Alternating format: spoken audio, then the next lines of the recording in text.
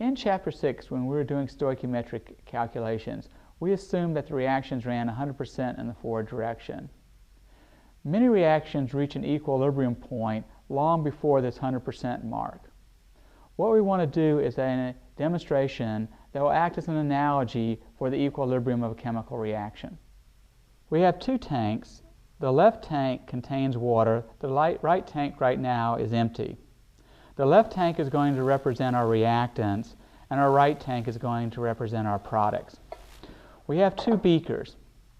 What we're going to do is transfer water from one tank to the other, and we're going to transfer the water at the same time. The transfer of the water is going to represent our forward and reverse reaction. If we start out the reaction with only reactants and no products, only the forward reaction can occur. As soon as we've made some product, though, the reverse reaction can start to happen.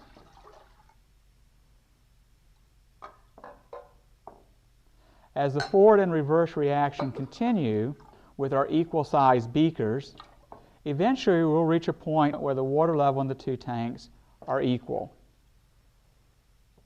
At this point, the rate of the forward and the reverse process are equal. In this case, with equal-sized beakers, the rate constant, which is determined by the size of the beaker, is the same for both the forward and the reverse reaction. So we end up with an equal amount of reactant and product. We now start out with two different sized beakers. The large beaker is going to represent a reaction with a large rate constant in the forward direction. The small beaker is going to represent a reaction with a small rate constant in the reverse direction. We'll start the process over again. Initially, only the forward reaction can occur. As soon as we have some product, the reverse reaction can occur. Notice that the two water levels are constant, but the two water levels are not equal.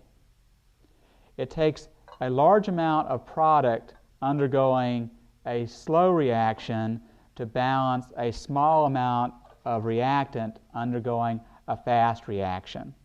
The two rates are equal, but you end up with a different amount of reactant and product. In this case, we say the equilibrium lies far towards the product. In Chapter 14, we'll discuss a number of the factors that affect the position of the equilibrium, and we will learn to do calculations with the equilibrium constant.